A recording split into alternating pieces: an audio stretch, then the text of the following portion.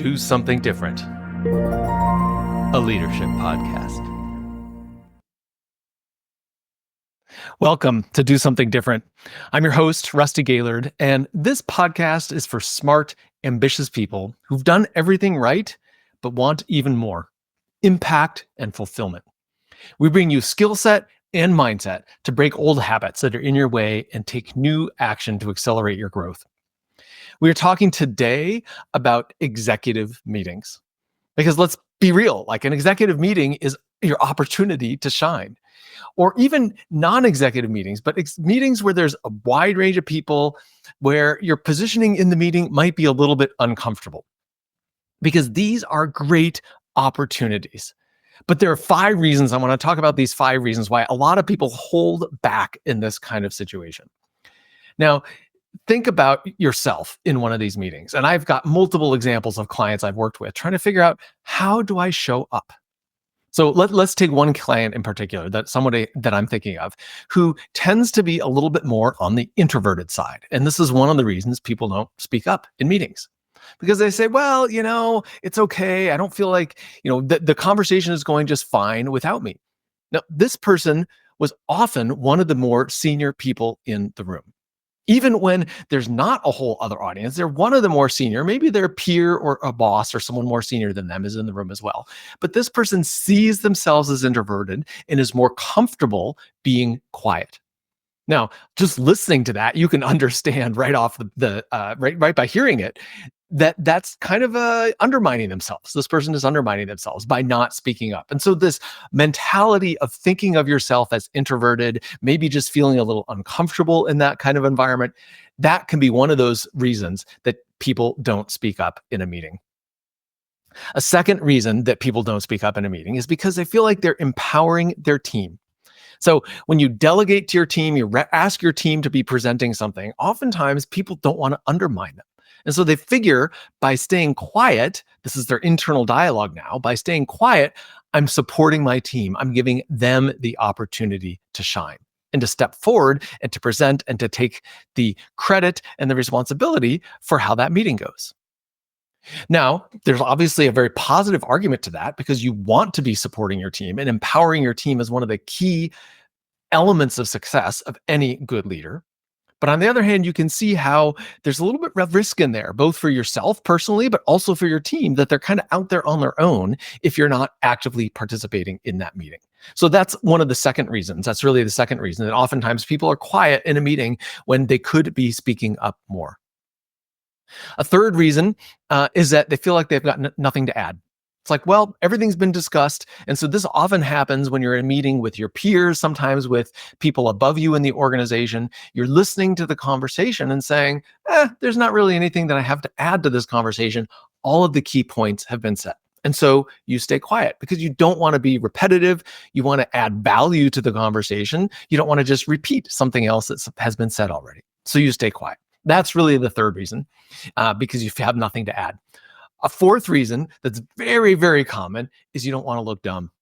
I mean, just to use kind of blunt language, saying something wrong, getting the wrong answer, saying something that is obviously a mistake, it's one of the most vulnerable things that can happen in the workplace. Survey after survey demonstrates this. Of all the things that people want to avoid, it's making a mistake, looking dumb, saying something silly in front of the boss. And so anytime you're in that kind of position where you're self-evaluating, I've got this thing that I want to say, but I'm not sure I can say it, or is it going to look dumb? Am I going to sound stupid? Has someone already said this? This whole internal dialogue gets in the way, and it's one of the reasons people don't speak up in a meeting.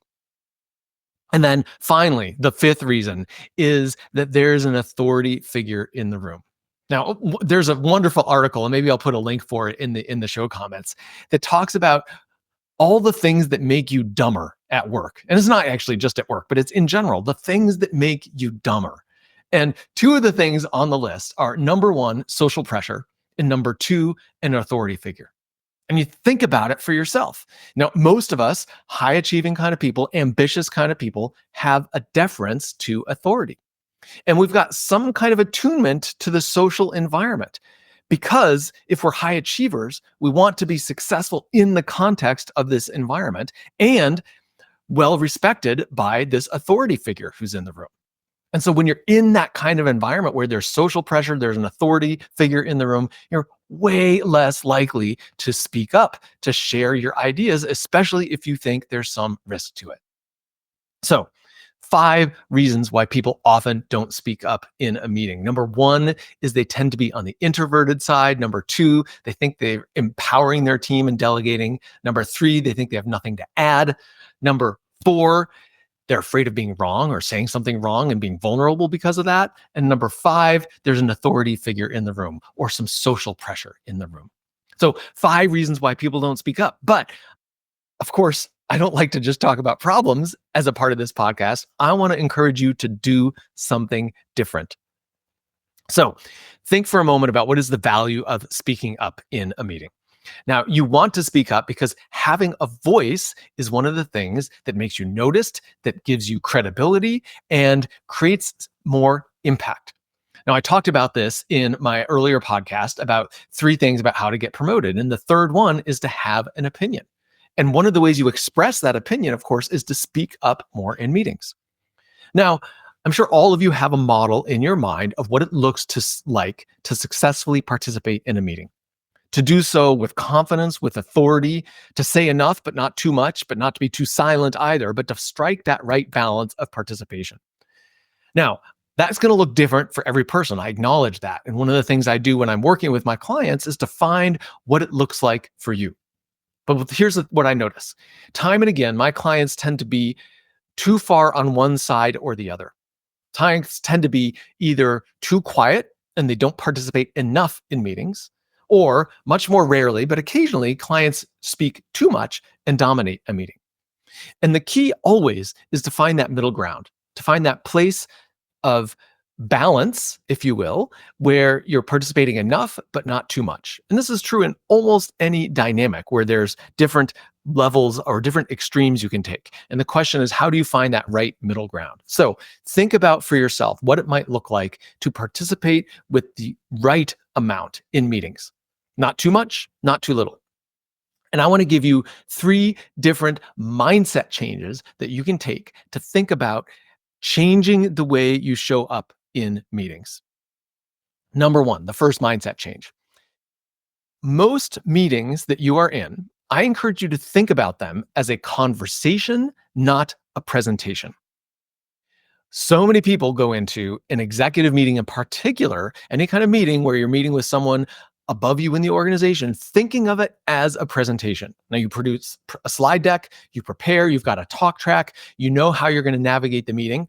All of those things are good. You want to do that pre-planning. But once you're sitting in that meeting, this is not a presentation. This is a conversation.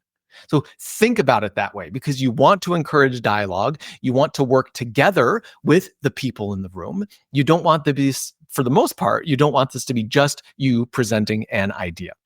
So I encourage you to change your mindset around this. Now, I say this also with the assumption that most of the meetings you're in are geared towards decision making.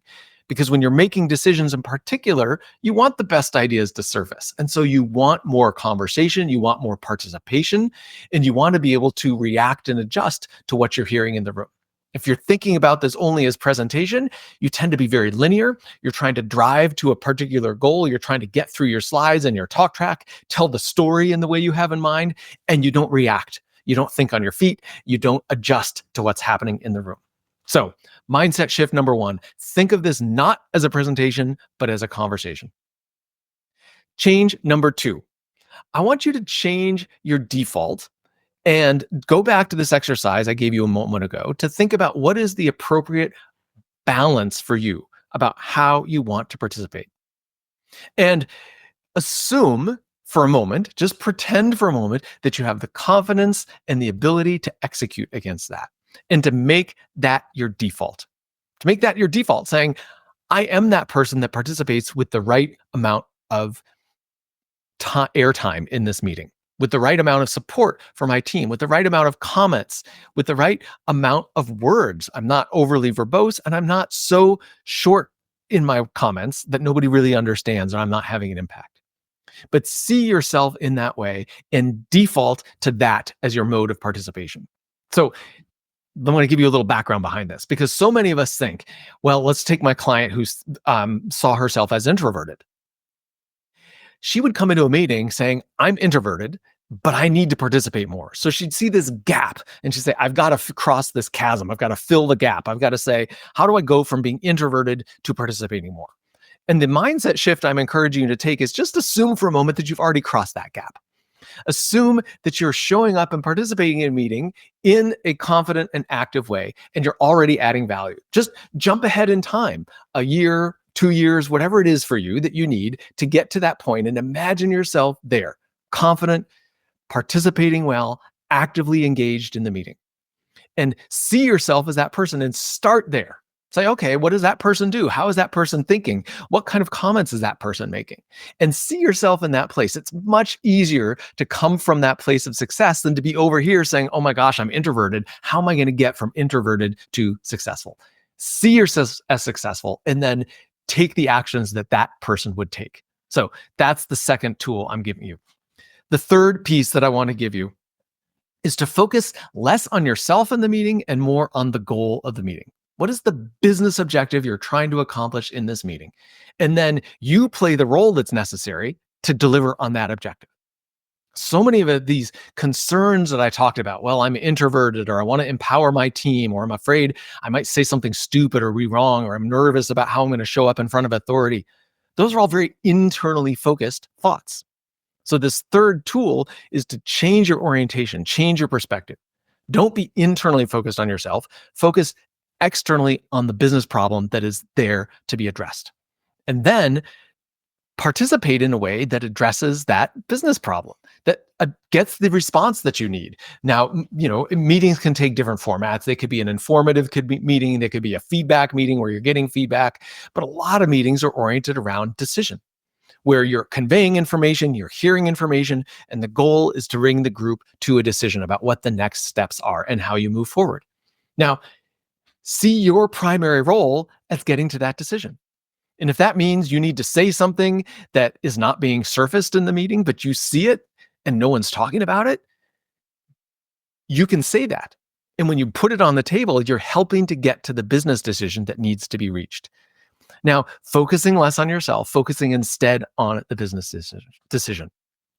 So these are the three key mindset shifts that you can take to shift the way you're performing in the meeting. Number one, to think of it as a conversation, not a presentation. Number two, to change your defaults so that you coming from that place and you're seeing yourself as confident and successful and effective in the way you present. And number three is to be focused on the business outcome rather than focused on you and how you're presenting in the meeting. Take these and try them. Because listening to this, getting some ideas, hearing this, even if it feels inspiring or motivational to you, that's great. But if you do nothing with it, it's just entertaining. It's just cool and you walk away feeling good, but you don't do anything. I want you to put these into practice. Do something different. Shift your mindset and let that shift your behavior. Now, in this podcast, I deliberately did not give you specific skills for how to do this because my belief is that you are smart, accomplished, successful. You don't need new skills. You've got all the skill set you need to execute this effectively. What's standing in your way is not lack of skill. What's standing in your way are some of these other 5 factors that we talked about. And you can address those with these mindset shifts. And when you change your mindset, you change your perspective about how you're coming into this meeting. Naturally, your behavior will follow.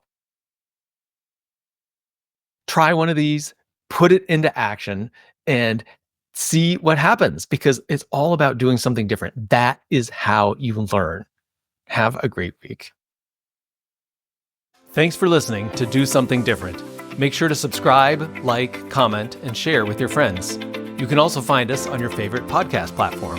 If you want additional content beyond what's on the podcast, make sure to follow me on LinkedIn and at my website, rustygaylord.com.